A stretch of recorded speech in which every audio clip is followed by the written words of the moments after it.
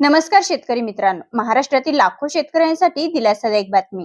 ज्या शेतकऱ्यांच्या खात्यात अजूनही पीक विम्याची रक्कम जमा झाली नाही, त्यांच्यासाठी आता प्रतीक्षेचे क्षण संपण्याची शक्यता निर्माण झाली. राज्यातील अनेक जिल्ह्यांमध्ये पहिल्या टप्प्याचे वाटप पूर्ण झाले असले तरी काही जिल्ह्यातील शेतकरी बांधव अजूनही विम्याच्या पैशांची वाट पाहत आहेत.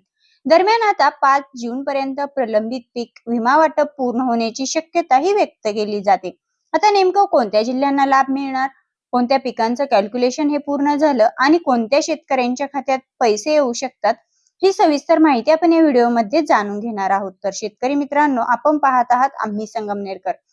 राज्यातील शेतकऱ्यांसाठी पीक विम्याबाबत एक मोठे अपडेट समोर आले.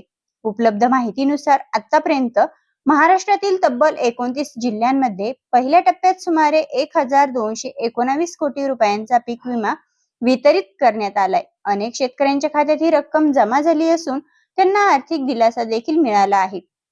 मात्र अजूनही काही जिल्ह्यांमध्ये मोठ्या प्रमाणावरती पीक विमा वाटप बाकी असल्याची माहिती समोर येते. त्यामुळे आता या भागातील शेतकरी बांधव चिंतेत आहेत. यामध्ये विशेषतः मराठवाडा, विदर्भ आणि पश्चिम महाराष्ट्रातील काही जिल्ह्यांमध्ये शेतकरी बांधव अजूनही पीक विम्याच्या प्रतीक्षेत आहेत.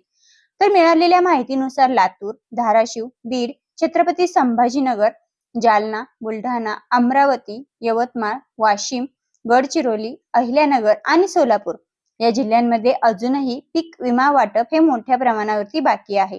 विशेष म्हणजे धाराशिव जिल्ह्यासाठी सुमारे 370 कोटी रुपयांचा निधी मंजूर झाल्याची ही माहिती समोर येते.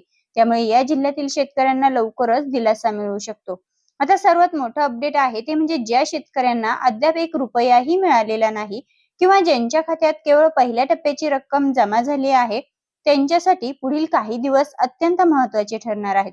कारण उपलब्ध झालेल्या माहितीनुसार 5 जून पर्यंत उर्वरित पात्र शेतकऱ्यांच्या खात्यात पीक विम्याची रक्कम जमा होण्याची शक्यता आहे. त्यामुळे शेतकऱ्यांनी आपलं बँक खातं, आधार लिंकिंग आणि संबंधित कागदपत्रांची माहिती तपासून ठेवावी. मित्रांनो, आता पीक विमा वाटपासाठी सर्वात महत्त्वाची प्रक्रिया म्हणजे नुकसान भरपाईचे कॅल्क्युलेशन. यामध्ये अनेक पिकांचे काम पूर्ण झाले असल्याची ही माहिती मिळते. यामध्ये सोयाबीन असेल, मूग असेल, उडीद असेल, ज्वारी असेल, बाजरी असेल, मका असेल आणि कांदा या पिकांचं कॅल्क्युलेशन पूर्ण झालंय आणि यामुळे या पिकांच्या शेतकऱ्यांना पीक विमा वाटपाचा मार्ग हा मोकळा झालेला आहे. तर दुसरीकडे कपाशी आणि तूर या पिकांच्या कॅल्क्युलेशनचे काम अद्यापही सुरू असल्याचं सांगितलं जाते. हे काम पूर्ण झाल्यानंतर संबंधित शेतकऱ्यांच्याही खात्यात पीक विम्याची रक्कम जमा होऊ शकते. आता शेतकरी बांधवांच्या मनामध्ये एकच प्रश्न आहे की ज्यांना आधीच दोन्ही टप्प्यांमध्ये पीक विमा मिळालेला आहे, त्यांना पुन्हा पैसे मिळणार का? तर नाही. ज्या शेतकऱ्यांच्या खात्यात आधी दोन्ही टप्प्यातील संपूर्ण रक्कम ही जमा झालेली आहे, त्यांना आता पुन्हा लाभ मिळणार नाही. परंतु ज्या शेतकऱ्यांना केवळ एका टप्प्याचे पैसे मिळाले आहेत किंवा ज्यांना अद्याप 1ही रुपया मिळालेला नाही, अशा पात्र शेतकऱ्यांना पुढील वाटपात लाभ मिळण्याची शक्यता आहे. शेतकरी बांधवांनो, पीक विम्याची रक्कम तुमच्या बँक खात्यामध्ये येण्यासाठी तुम्हाला कोणतं काम करायचं आहे, तर तुमचं बँक खातं हे नेहमी तपासत राहायचंय. आधार आणि बँक खाते हे लिंक आहे की नाही तेही तपासायचं आहे. पीक विमा अर्जाची स्थिती तपासायची आहे. त्यानंतर गावातील कृषी अधिकारी किंवा संबंधित विभागाशी संपर्क ठेवायचा आहे. त्यानंतर शेतकरी बांधवांनी संपूर्ण ही जी काही माहिती आहे ते या माहितीची अधिकृत माहितीची खात्री करून घ्यायची आहे.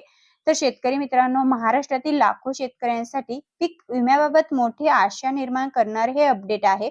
29 जिल्ह्यांमध्ये 1219 कोटी रुपयांचं वाटप हे झालेलं असून उर्वरित जिल्ह्यांमध्येही 5 जून पर्यंत विमा जमा होण्याची शक्यताही व्यक्त केली जाते. त्यामुळे पुढील काही दिवस शेतकरी बांधवांसाठी अत्यंत महत्त्वाचे ठरणार आहेत. तर मित्रांनो, अशाच शेती, हवामान आणि शासनाच्या महत्त्वाच्या योजनांच्या ताज्या अपडेट्ससाठी आपल्या आम्ही संगमनेरकर चॅनलला नवीनच असाल तर लाईक करा, शेअर करा आणि सबस्क्राईब करायला विसरू नका. धन्यवाद.